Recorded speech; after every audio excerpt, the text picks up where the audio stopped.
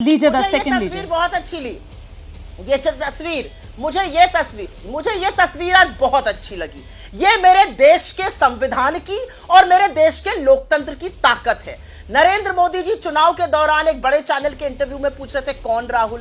अरे वही राहुल जिसने आपकी रातों की नींद और दिन का चैन खत्म कर दिया था, जिसने इस देश की जनता को एकजुट करके खड़ा कर दिया, जिसने आपकी तानाशाही को समाप्त कर दिया। आज मोदी जी घूमकर प्रणाम करते हैं। प्रणाम राहुल जी, बहुत अच्छी तस्वीर है। यही होना चाहिए सदन में, यही संस्कार है, यही संविधान है और यही लोकतंत्र की ताकत है। कौन राहुल जी से प्रणाम राहुल जी कहना पड़ा, अच्छी बात है। इतनी सहृदयता, इतना चलिए, तो प्रधानमंत्री नरेंद्र मोदी की विनम्रता की गवाही सुप्रिया श्रीनेत खुद ही दे रही हैं आज नेशनल चैनल पर। मैं जरा जल्दी से एक रिएक्शन लेती हूँ राजीव जी। विनम्रता की नहीं दे रही हूँ, बता रही हूँ कि कौन राहुल कहने वाले लोग आज ये करना पड़ रहा है। शिष्टाचार और विनम्रता भी दिख रहा है, इससे शिष्टाचार और विनम्रता भी दिख रही है।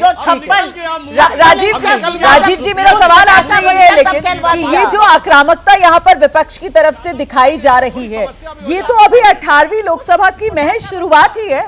आपको क्या लग रहा है सर, ये किस दिशा में हम आगे बढ़ रहे हैं? राजीव सर। देखिए, मुझे ऐसा लगता है कि जनादेश का मर्म कांग्रेस समझ नहीं पा रही है और संविधान का जो ये मसला है पूरे चुनाव में विमर्श में छाया रहा। लेकिन जनता ने एक प्रीपोल अलायंस, जिसको नेशनल डेमोक्रेटिक अलायंस कहते हैं, उसको अपना मैंडेट दिया है इस देश में तीसरी बार नरेंद्र मोदी जी के नेतृत्व में सरकार बनाने के लिए। तो इसमें लोकतंत्र, संविधान, मुझे लगता है ये जो शब्द हैं निसंदेह भारत की जो विरासत, भारत की जो परंपरा है, जो हमारे स्वाधीनता संग्राम सेनानियों के जो उत्सर्ग और बलिदान की वजह से ये सब कुछ हासिल हुआ है, उस पर हर वक्त सियासत की गुंजाइश नहीं होनी चाहिए। अब मैं एक महत्वपूर्ण बात कह रहा हूँ कि संविधान से इतर शपथ ग्रहण समारोह कैसे होगा? संविधान आप लेकर जा रहे हैं और भारत के संविधान के अनुच्छेद 99 के अंतर्गत लोकसभा कक्ष में प्रत्येक सदस्य को स्थान ग्रहण करने के पहले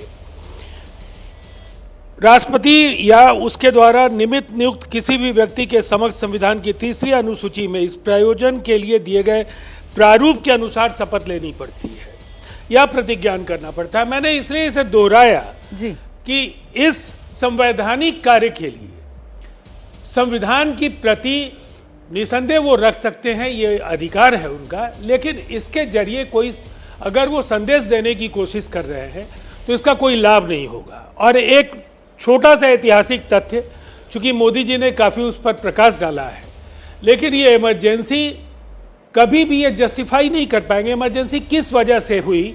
ये भी देश को पता है कि 12 जून को जस्टिस जगमोहन लाल सिन्हा ने इलाहाबाद हाईकोर्ट के एक लैंडमार्क जजमेंट में राजनारायण जी के द्वारा दायर याचिका पर इंदिरा जी को कदाचार का दोषी माना और उन्हें किसी भी निर्वाचित पद को ग्रहण करने के लिए अयोग्य करार दिया।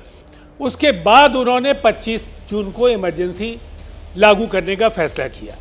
तो देखिए, ये सवाल है, अब इस पर कई बातें होंगी, कौन किस अलायंस में रहा, कहाँ रहा, लेकिन ये ऐतिहासिक तथ्य है। मुझे ऐसा लगता है जो चुनी हुई सरकारों को गिराने का सवाल हो, जुडिशरी में पहला जो मैं कह सकता हूँ, ये कहेंगी प्रयोग, मैं कहूँगा कि कहीं ना कहीं जुडिशरी के पर कतरने की कोशिश थी, जो जस्टिस एन रॉय को 3 सीनियर जजेस को सुपरसीड करा करके सुप्रीम कोर्ट ऑफ इंडिया का CJI बनाया। ठीक है सर। अब सवाल ये है कि आप आज देश बदल रहा है और ऐसे में चिंता आपको करनी चाहिए। लेकिन ये मुद्दा चुनाव में जनता ने आपका भी सुना और एनडीए ने जो जवाब दिया उसको भी सुना और उसके बाद ये फैसला आया है। तो अब रचनात्मक विपक्ष की भूमिका में कांग्रेस समेत इंडिया सबको आना चाहिए, हमारी भी जिम्मेदारियां हैं। ट्रेजरी बेंच की जवाबदेही भी है कि हम ऐसा वातावरण बनाएं कि हम मिलकर। सर, आपने बहुत डिटेल में पूरी जानकारी दे दी। मुझे लगता है जरा सा आशुतोष जी को भी ले आते हैं इस डिबेट के अंदर। अब आशुतोष जी, तो मतलब ये तो अब इमरजेंसी वाला गुगली तो नहीं हो गई सर ये विपक्ष के लिए?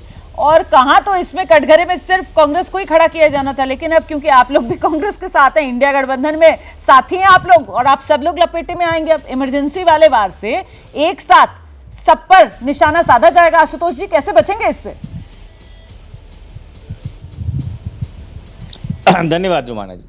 देखिए, पहले तो इस बात को समझना चाहिए कि इमरजेंसी लागू करने का व्यक्ति वो नहीं होता है, वो विचारधारा थी।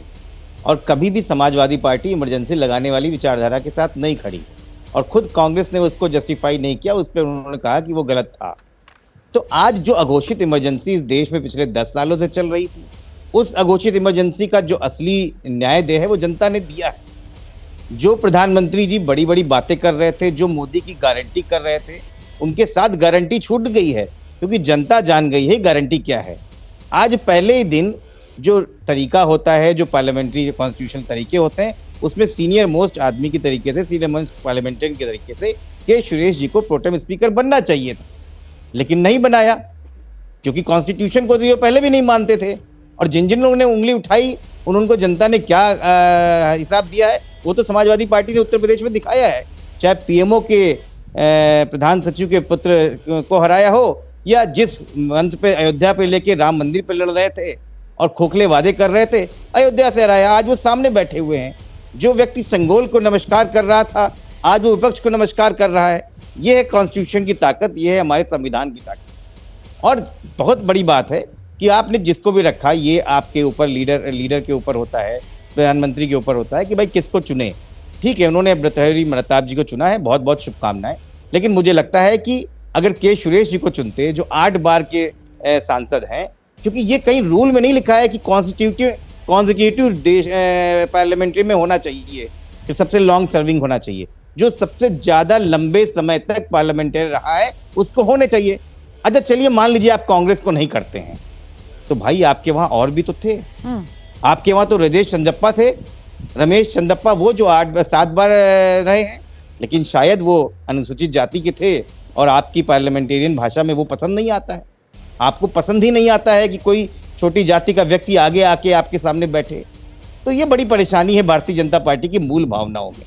और आज घोषित जो इमरजेंसी चल रही है, उसका हिसाब देने के लिए समाजवादी पार्टी अपने सबसे बड़े सांसदों के साथ में पूरा पार्लियामेंटेरियन लाल कर रहा है। ठीक है, मैं वही लाल, जिस लाल से भाजपा वाले बहुत परेशान थे, आज उन्हीं लाल के साथ लाल बैठे हुए और नमस्कार कर रहे हैं प्रधानमंत्री। ठीक है सर। जैसे ही घड़ी का काटा दोपहर 2:30 पे आए, बबीता जी का दिल सास बहू साजिश के लिए मचल जाए।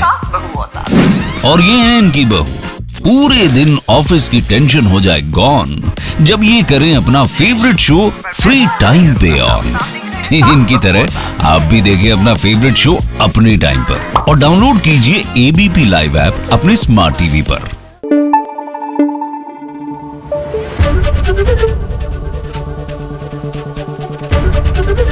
एबीपी न्यूज आपको रखे आगे।